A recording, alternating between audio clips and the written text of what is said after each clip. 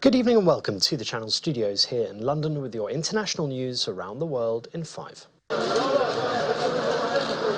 6 people have been killed and 8 others wounded by Palestinian gunmen in one of the deadliest shooting attacks in Jerusalem in the past few years. Israeli police said 2 terrorists arrived in a vehicle and opened fire towards a bus stop on the city's northern outskirts. An off-duty soldier and a civilian returned fire, neutralizing the attackers.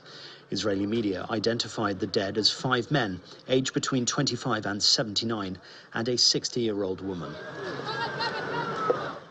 Local hospitals said 2 of the wounded were in a serious condition.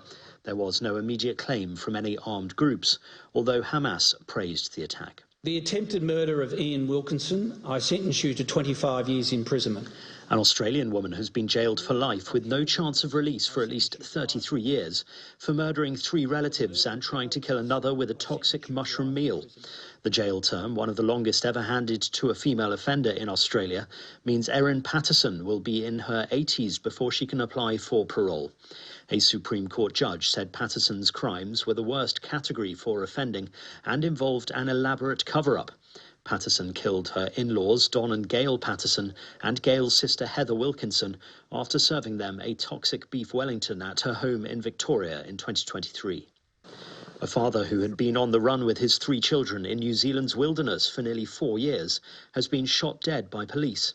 Tom Phillips, who disappeared with his children in late 2021, had evaded capture despite a nationwide search and multiple sightings over the years. The case had gripped the country and remains one of New Zealand's most enduring mysteries. Phillips was killed in a shootout at around 2:30 a.m. on Monday, in which a police officer was seriously injured. Officers were responding to a reported robbery at a commercial property in a small town in northern New Zealand when Phillips and one of his children were spotted riding a quad bike. Soon after 4:30 today, we've located Tom Phillips' remaining children. They've been found in a campsite not far from here, further up the Tianga Road, and they are with police officers now and being removed from that location. At least 13 people have been killed and dozens injured in Nepal after demonstrations against a government social media ban led to clashes between protesters and security services. Thousands heeded a call by demonstrators, describing themselves as Generation Z, to gather near the Parliament building over the decision to ban platforms including Facebook, X and YouTube.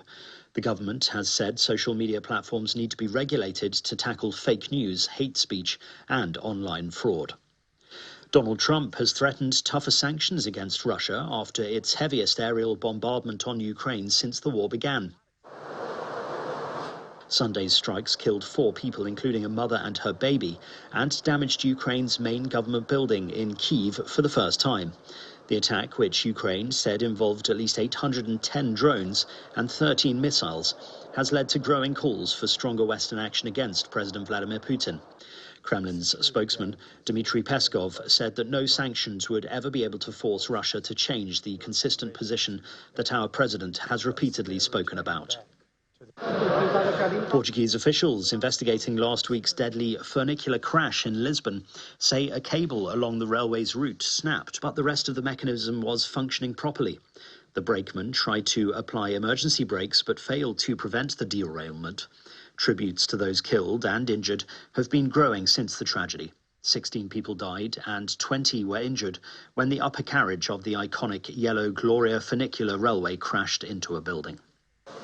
Desidero ardentemente che altri potessero condividere il suo stesso et carum acus. And a London-born boy has become the first millennial saint in a ceremony steeped in ancient ritual, presided over by Pope Leo in St. Peter's Square.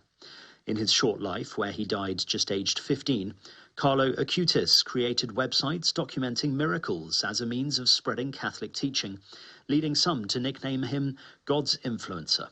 His canonization had been due in late April, but was postponed following the death of Pope Francis. More than 1 million people are estimated to have made a pilgrimage to the Italian hilltop town of Assisi, where Carlo's body lies, preserved in wax. And that's your international news around the world in 5. Now back to the Channel Studios in Lagos.